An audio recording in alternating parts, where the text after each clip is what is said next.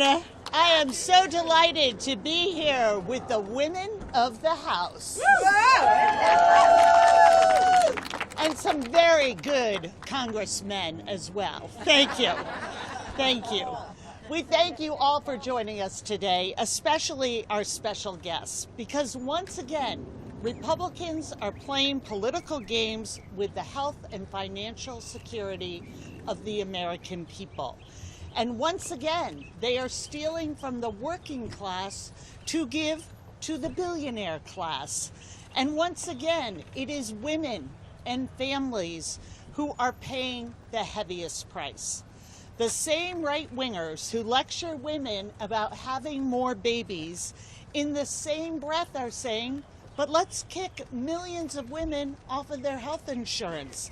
Let's defund women's health clinics. Let's cut Medicaid by $1 trillion. $1 trillion. And let's be very clear about who they are taking that money from. 40% of all births in this country are paid for by Medicaid. 40% of our kids are covered by Medicaid. And among the lowest income families, families living under the poverty line, 80% of our kids are covered by Medicaid. And think about what it means to live under the poverty line. A single mom and one child, that means surviving on less than $22,000 a year. That's who they want to go after? That's who has it too good in this country? That's who needs to sacrifice more and get by with less. How morally bankrupt do you have to be to say with a straight face that a child should not be able to go to a doctor because Elon Musk wants to be a trillionaire? The Democratic women of the House are gathered here today because working families deserve better than this Republican budget. They deserve better than this Republican health care crisis. They deserve better than a Republican Congress that prioritizes billionaires' wealth over families' well-being. They are going to fight for the better future that they deserve. And the better future we know is possible. And I am so proud to be in this fight alongside my colleagues here today and some incredible advocates that are joining us. And along with our special guests, we are going to hear from three indispensable leaders here in the House. The chair of the Democratic Women's Caucus, Teresa Leger Fernandez. The chair of the Congressional Asian Pacific American Caucus, Grace Meng. Hey, Grace. And the chair of the Congressional Black Caucus, my cousin, Yvette Clarke.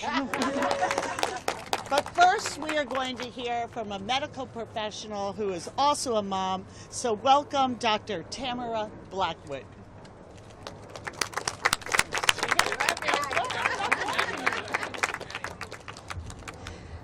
Hi, good afternoon. My name is Dr. Tamara Gail Blackwood, and I'm a pediatrician right here in DC. Every day, I take care of children and families who depend on Medicaid to keep their children healthy and safe. A few weeks ago, I saw a little boy, and his family had a lapse in their Medicaid coverage. During that time, the family had to decide between keeping their lights on and paying for their child's controller medication. That ended up, for him, he ended up in our emergency room. He had a prolonged ICU stay, and he almost did not make it. Medicaid is not a luxury. It is a lifeline. It is keeping our children in not only our local community, but our national community alive. For some of my teenage patients, the mental health care access that Medicaid affords could be the difference between life and death. Medicaid keeps our children healthy. As Representative Clarke was telling us, Medicaid pays for over 24 million births in this country. That means when I see patients and they're healthy, so many times it's because their mothers had access to the prenatal care that Medicaid affords. Medicaid not only keeps our kids healthy before they're born, but when they're right in front of us here too. We need to choose our children, and that means keeping Medicaid intact and our premiums low. I'd like to yield to Representative Ligia Fernandez. Thank you. Thank you. And each of the stories that we're hearing today are going to be echoed across every community in America. Each of the stories is heartbreaking and unique, but it is nevertheless reflecting stories that could be told in millions of households. So I want to thank you, Democratic Whip Chair Clark, for bringing these stories to DC today for us all to hear. And we know that a government shutdown will hurt women the hardest. Women are the majority of the federal workplace. But we also know that women are the ones who are worried about taking care of their families, making sure that their families are healthy, who are having those babies, who are standing up and being there when there is an emergency. And women do not abandon their families during an emergency. But today we know that Republicans have abandoned America during this emergency health care crisis. Because what is the question we should be asking, not is who to blame for the shutdown, is what are the consequences? That's the question. Who will be harmed if we don't stand up for America's health care? And that's why it's so important to hear the stories of not just the doctors, but of the mothers who are doing everything they can to keep their children healthy. Yes, I am Teresa Ligia Fernandez, and I am very proud today to introduce another Teresa, Teresa Luoni, a mother raising twin boys. I am also the mother of twins, Teresa. So you and I share a lot in common, and we are in this fight together. Please join us. Thank you. My name is Teresa Luoni, and I'm the single mother of twin boys, Dylan and Max, who are both profoundly autistic. Dylan is nonverbal, but deeply empathetic. His smile can brighten the hardest of days, and he loves to help with chores, especially gardening and landscaping. Max is pre-verbal, but he's already taught himself how to read, solve math problems, and master technologies in ways that constantly surprise me. In fact, let me share a story that always makes me laugh.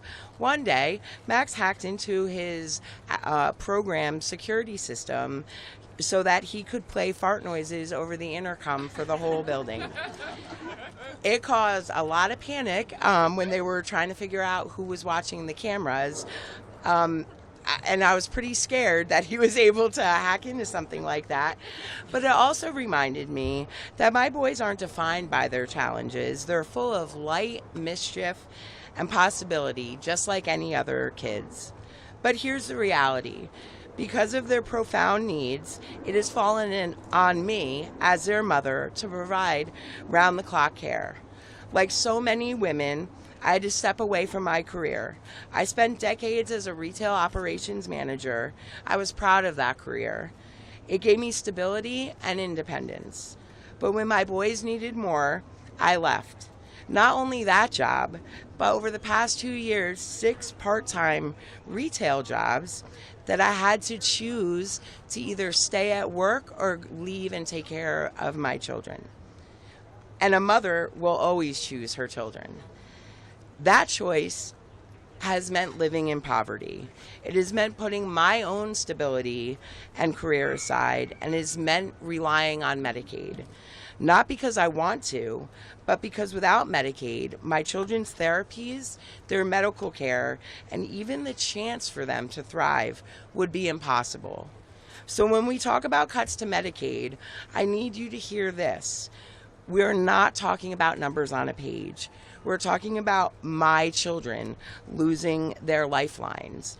We're talking about kids like Max, whose talents could one day make him a computer genius, or maybe just the world's best prankster, never getting the support he needs to reach his potential. We're talking about kids like Dylan, whose empathy and joy could change the lives of everyone around him, being denied the chance to shine. And as women, as mothers, we know who carries this burden. It's us.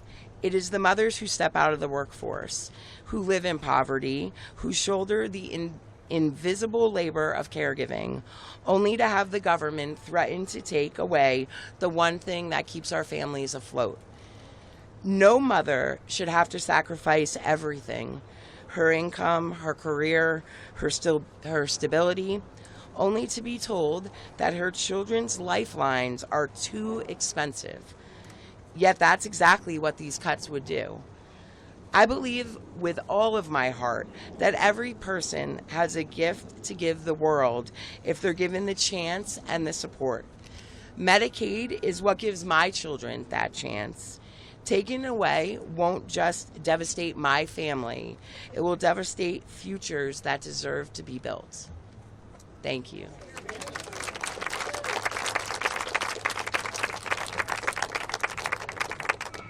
Thank you so much, Teresa. And now we'll hear from Representative Grace Meng.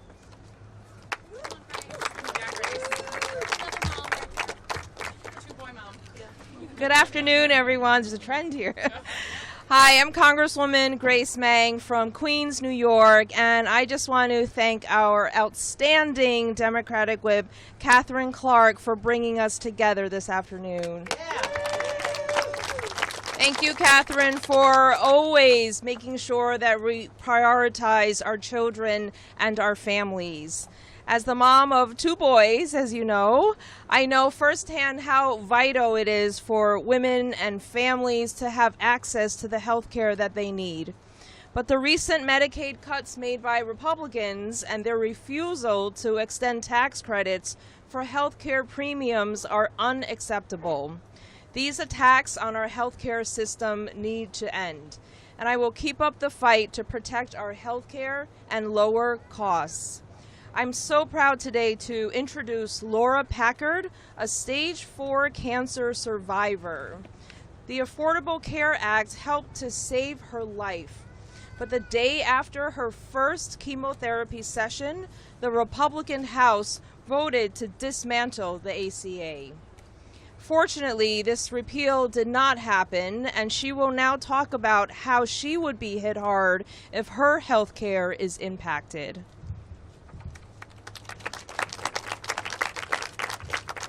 Hi, everybody. My name is Laura Packard. I'm a small business owner in Alexandria, Virginia. And like she said, I'm here because the Affordable Care Act saved my life. 8 years ago, I walked into a doctor's office with a nagging cough and walked out with a stage 4 cancer diagnosis.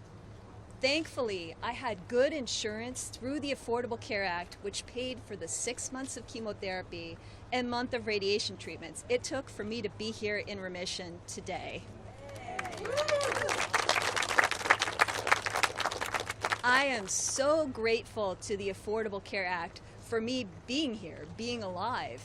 But what I am not grateful for was that Republicans have threatened that health care. They did it 8 years ago, and they're doing it again today. Millions of Americans rely on their insurance through the Affordable Care Act, and many of us are going to be priced out.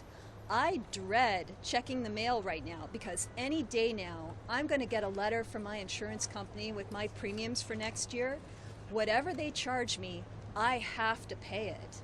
As a cancer survivor, I can't go without health insurance, and if they do not renew the subsidies, I will not qualify for help next year.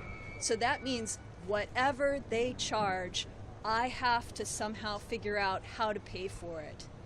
Too many Americans are facing this same situation, and we need to protect our care and make sure everyone gets the health care they need and deserve. Thank you. I yield my time to Representative Clark. Thank you so much, Laura. We are so glad that you are here. Thank you for speaking up about the ACA and what it means to women across this country. Next, we are going to hear from Philippa Pham Hughes. Please join us. Thank you for being here. Thank you. In 2013, I was diagnosed with breast cancer, and the entire treatment would have cost $150,000, but I paid $3,000, and that's because I had health insurance through the Affordable Care Act. And as a freelance artist and writer, I didn't have coverage through work, and I still don't. And it was this, and I paid for this insurance out of my own pocket. And you know, at the time, I think it was around like a little less than $400, and that was like a lot of money for me as an artist. But I kept paying it because it was the responsible thing to do. And having this health insurance meant that I could get regular checkups, I could go see specialists, I could get the test, and it was those tests and those visits to the doctor that meant that I got to have early detection, which meant that the cancer that I had was actually quite treatable. So that's why I'm here as well to talk to you today. It's also meant regular follow-ups so that I can keep talking to you. So my premium has risen every single year since then. Right now, it's about $1,100 per month. And that's a lot of money for a freelance artist, but I'm able to pay for health insurance. I can continue to pay for health insurance because of the tax credits. Right now, I pay about $700. It's still pretty high, but it feels necessary. Given my past experience, it feels necessary to protect my health. So last month, I got this email from the DC Health Insurance Marketplace, and it said that the tax credits are ending, and I freaked out because basically once the tax credit goes away, it's going to double what I have to pay every month, and that means about 20% of my income, and that I just don't even know how to afford 20% of my income. It's always been a priority for me. It's meant, even when it's meant making a sacrifice, it means the visits and the tests that mean early detection for diseases that can be cured. It means that I don't have to forego life-saving treatment just because I can't afford it. It means I'm not going to lose my home because of really big medical bills. So I'm one of those people who's like just above the 400% of the poverty line that's really going to be affected by this. The poverty line for a single person like me is a little over $15,000. And as a middle class person, that puts me in a middle class. And as a middle class person, I'm going to be hurt most by this legislation, or among the many people who are going to be hurt most by this legislation. And that's who Republicans are going to take the health care from, people like me. And without this tax credit, I just don't know how I'm going to be able to afford the insurance that once saved my life. As a freelancer, I work way more than 40 hours a week. I don't know if any of you all know what that's like, but it's a lot. And it's not like I can take another job on at this point. And so I'm pretty outraged that Republicans have voted to drive up my health care costs, and it's all to give tax cuts to their billionaire buddies. They don't need the money. And so everything already costs too much. Everything keeps costing more and more every day, every week. And Trump and the Republicans are simply making it worse. So I am urging policymakers to not compromise on any cuts in our health care, the tax credit, and any coverage anytime ever from now until forever, because we can't compromise on this for any of us, for middle-class Americans like me. Thank you so much.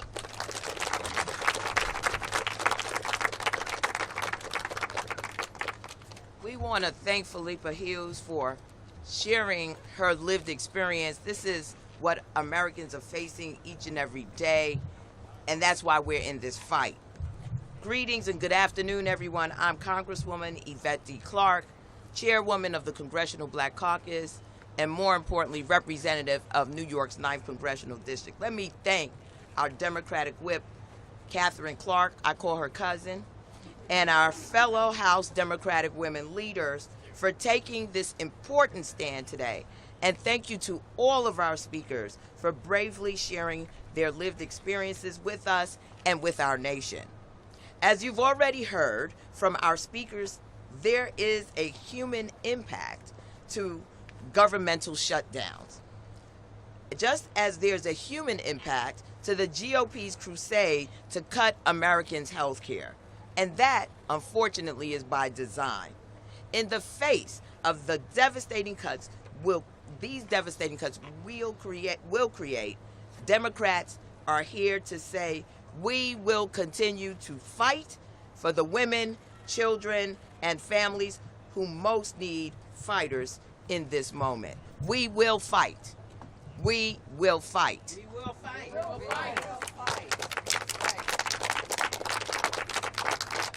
No matter what Donald Trump and Mike Johnson might want, we're not going to yield an inch to their cruelty. We will fight. Not today will we yield, not tomorrow will we yield, never will we yield. The American people deserve better, and Democratic women are here to say, we will fight. With that, I'm yielding back to our Democratic whip. Thank you all. You have heard it from people who are impacted the most, and I am so grateful to each of you for coming and sharing your story, and so grateful to my colleagues who understand what this fight is about. People don't have freedom, they don't have security if they cannot afford and find health care when they need it and when their family needs it. That is what this is about. We implore our Republican colleagues to come to the table. When they are saying they won't be here or they won't meet with us, they're saying they're not here for who they represent. They're saying they won't talk with the American people at this crucial moment when they are fighting for their health care. That is what is at stake. And we are going to remain here with all of you. And we wish all of you the very best. And we are going to fight for all of the women and families out there who just want to be able to access the health care that they need. So thank you all again, and with that, we'll open it up to a few questions. We've answered them all. Again, thanks to my colleagues, and thanks to our speakers.